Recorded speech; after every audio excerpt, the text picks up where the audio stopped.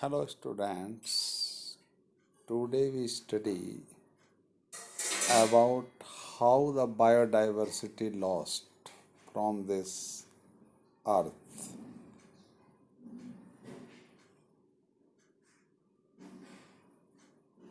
Loss of biodiversity.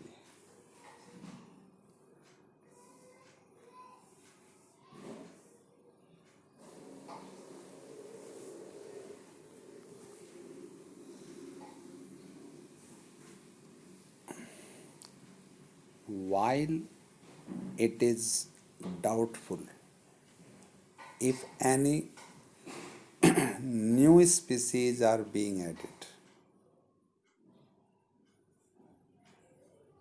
through speciation into the earth's treasury of species.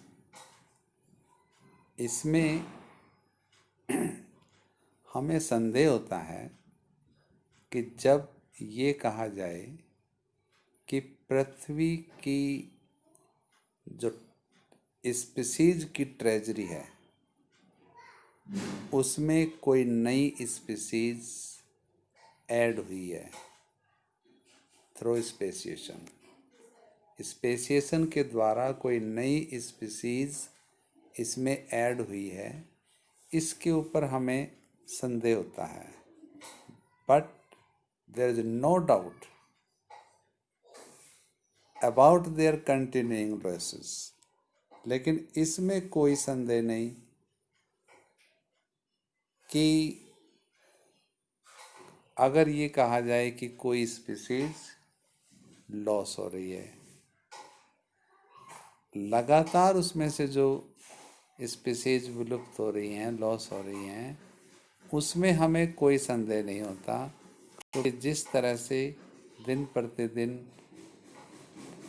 Biodiversity कम होती जा रही है, तो हम इस पर कोई संदेह नहीं करते। The biological wealth of our planet has been declining rapidly and the accusing finger is clearly pointing to the human activities. जो हमारे प्लेनेट की बायोलॉजिकल वेल्थ है, जैविक संपदा है, वो बड़ी तेजी से कम होती जा रही है, डिक्लाइन होती जा रही है, और इसके लिए पूरी तरह से जिम्मेदार माना जाता है ह्यूमन एक्टिविटीज को। The colonization of tropical Pacific islands led to the extinction of more than 2000 species of birds. और जब से ट्रॉपिकल पैसिफिक आइलैंड में मनुष्य ने अपनी कॉलोनियाँ व्यवस्थित की हैं, बसाई हैं, ऐसा कहा जाता है कि नेटिव बर्ड्स की 2000 से भी ज़्यादा स्पीसीज वहाँ से विलुप्त हो गई है। द IUCN रेड लिस्ट 2004, जो IUCN की 2004 की रेड लिस्ट है, वो हमें बताती है कि about 784 species lost in the last 500 years, कि लगभग 784 स्पीसीज पिछले 500 वर्षों में यहाँ से एक्सटिंक्ट हो चुकी है, जिनमें से लगभग 338 स्पीसीज वर्टिब्रेट की हैं, 359 स्पीसीज इनवर्टिब्रेट्स की, और 87 स्पीसीज प्लांट की जो पिछले 500 वर्षों में यहाँ से विलुप्त हो चुकी है. Some example of recent extinction include जो लेटेस्ट एक्सटिंक्ट हुए हैं, कुछ ऐसे एग्जाम्पल हैं जैसे मॉरिशस से डोडो एक्सटिंक्ट हुए हैं, quagga from Africa, thylacine from Australia and Steller sea cow, ये रसिया से अभी रिसेंटली एक्सटिंक्ट हुए हैं. And 3 sub species of tiger. Tiger की 3 सब स्पीसीज जैसे बाली, जावा और कैस्पियन, ये भी अभी हाल ही में एक्सटिंक्ट हुई है. The last 20 years alone have witnessed the disappearance of 27 species. और पिछले 20 वर्षों में, अकेले 20 वर्षों में 27 स्पीसीज यहाँ से विलुप्त हुई हैं. ये इसकी गवाही देते हैं, मतलब सपोर्ट करते हैं कि पिछले 20 सालों में ही 27 स्पीसीज विलुप्त हो चुकी हैं. Careful analysis of records. अगर हम सावधानी पूर्वक रिकॉर्ड्स की स्टडी करें, केयरफुल एनालिसिस करें, तो वो हमें शो करते हैं that extinction across taxa are not random. कि जो विभिन्न स्पीसीज के टैक्साज हैं, उनका एक्सटिंक्शन रैंडम नहीं है. कुछ ग्रुप्स ज़्यादा एक्सटिंक्ट हुए हैं तो कुछ कम. जैसे amphibians appear to be more vulnerable to extinction. कि जो एम्फीबियन है वो ज़्यादा संवेदनशील है विलुप्त होने के लिए. Adding to the grim scenario of extinction is the fact that more than 15,500 species worldwide are facing the threat of extinction. और अगर हम मौजूदा एक्सटिंक्शन के इस दृश्य को देखें, ग्रिम सिनेरियो को देखें, तो लगभग 15,500 स्पीसीज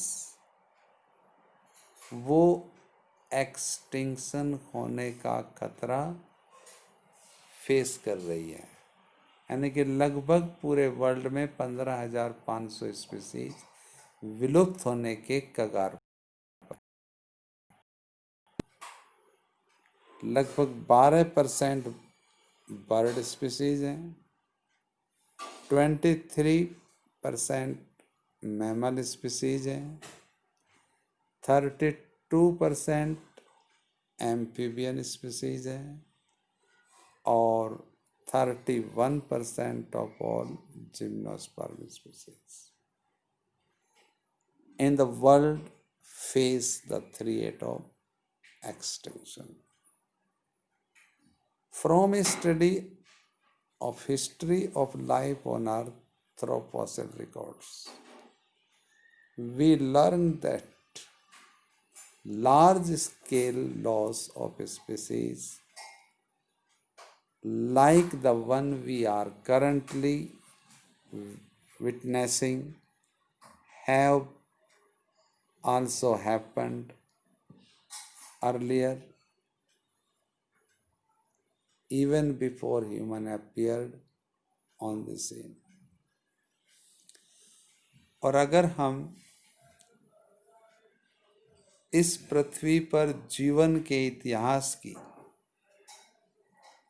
फॉसिल्स रिकॉर्ड के सहायता से स्टडी करें तो हम ये सीखते हैं कि जैसे आज करंटली बड़ी तेजी से स्पीसीज विलुप्त हो रही है, इससे पहले भी कि मनुष्य इस पृथ्वी पर आया, बहुत सी स्पीसीज पहले भी विलुप्त होती थी. During the long period about more than 3 billion years ago, since the origin and diversification of life on earth, there were 5 episodes of mass extinction of species. और लगभग 3 अरब से भी ज़्यादा वर्षों से जब से इस पृथ्वी पर जीवन की उत्पत्ति हुई और उसकी डाइवर्सिफिकेशन हुई, यहाँ 5 बड़े मास एक्सटिंक्शन ऑफ स्पीसीज हो चुकी हैं. यानी कि 5 बार बहुत लार्ज स्केल पर स्पीसीज विलुप्त हो चुकी हैं. How is the 6th extinction presently in progress different from the previous episodes? और जो 6ठा एक्सटिंक्शन है वो कैसे अब प्रोग्रेस में है प्रेजेंटली, और वो पिछले एपिसोड से किस प्रकार से डिफरेंट है, भिन्न है. The difference is in the rates. The current species extinction rate are estimated to be 100 to 1000 times faster than in the pre-human time, and our activities are responsible for faster rate. Main जो difference है कि जो current species extinction की rate है वो pre human time से, यानी कि जब मनुष्य इस पृथ्वी पर नहीं आया था उस समय की जो विलुप्त होने की रेट है उससे 100 से 1000 गुना ज़्यादा है. और इस एक्सटिंक्शन की फास्ट रेट के लिए जिम्मेदार कौन है? वो हमारी ह्यूमन एक्टिविटीज है. इकोलॉजिस्ट्स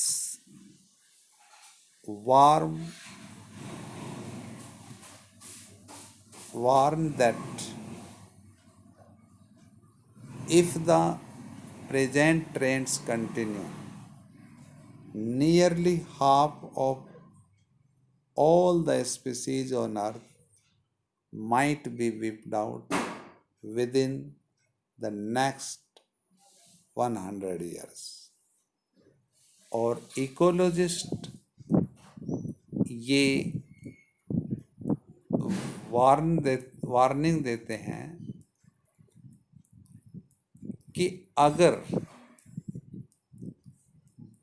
यही लॉस ऑफ स्पीसीज का ट्रेंड कंटिन्यू रहा तो लगभग अगले 100 वर्षों में इस पृथ्वी की आधे से ज़्यादा, half of all species on earth, आधी स्पीसीज यहाँ से विलुप्त हो जाएंगी.